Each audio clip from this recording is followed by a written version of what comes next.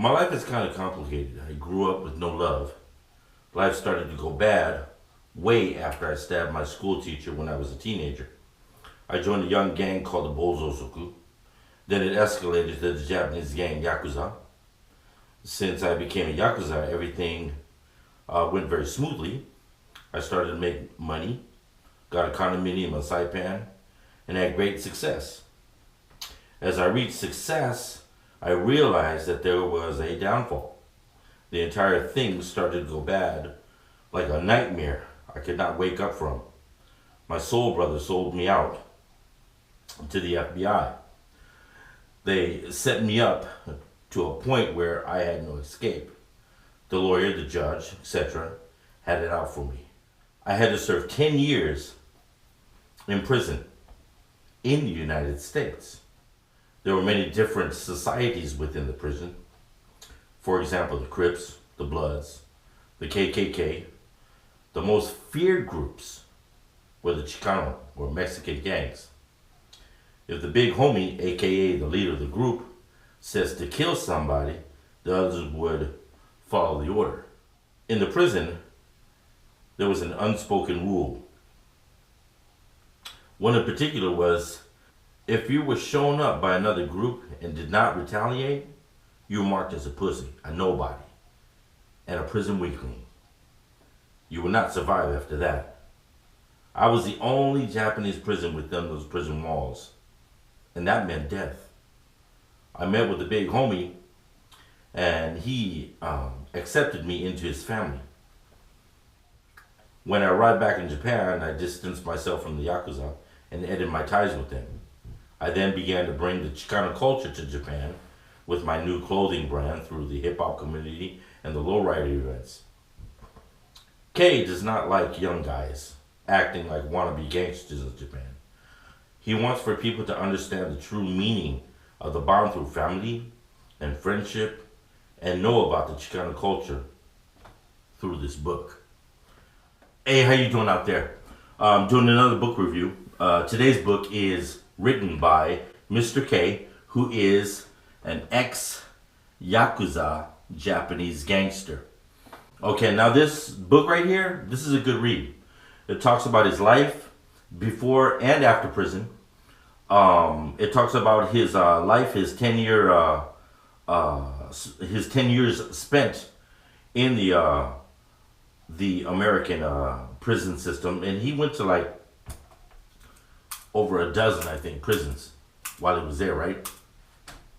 And the relationship that he formed with the Chicano community within the prison was what really, really touched me. And that one part that he talks about his mom, for real, that's one of the attractive things about this book that he wrote. And he did write this because when you read it, it reads as if he's sitting right in front of you talking. You know, the English is not perfect, which is perfect, which makes the book perfect because it sounds just like he would be talking to you, you know? And I think it was a brilliant way to do it. No editing, nothing, just let him do it.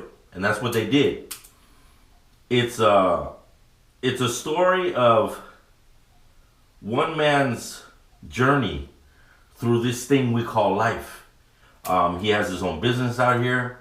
He has a wonderful family, beautiful wife and son.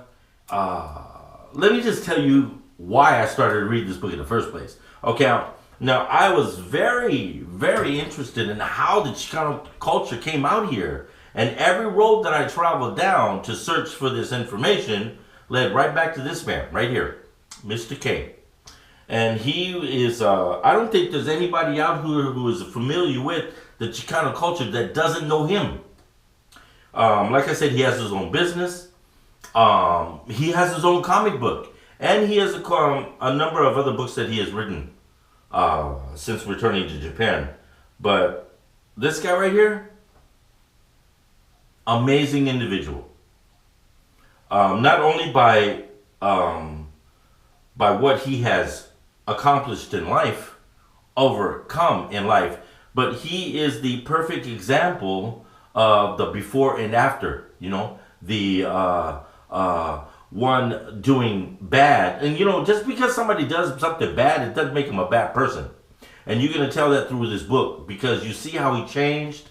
And like I said, the relationship between him and his mother, man, is like before it was like non-existent. There was no love there, like he says. But afterwards, it's like after being with the Mexicans inside the prison system and them showing how we are as a people and how we treat our family.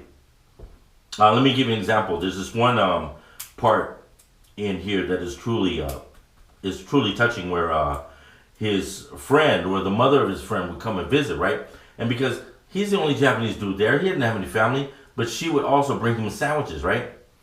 And even after his friend got transferred to another place, she kept coming back every week. I mean, she'd come back and bring him sandwiches, spend time with him. That's how Mexican moms are, you know? If you're a kid and you're for need of love, they step up. You know, they step up. And he had a taste of that. And he brought that back with him. And that love that he felt in the United States amongst our people, it enabled him to repair the bond between him and his mom here in Japan. And I just got to say that I have the utmost respect for this man right here. He is a great human being, like I said. And I hope that you guys go out and get this book. Because once you start reading it, I guarantee you don't put it down until you finish reading it. Because that's how good it is. So if you have the time, you can go on Amazon, you can go online, and you can just punch that in. You can get it on Kindle or paperback. Well, that's all the time I have for now.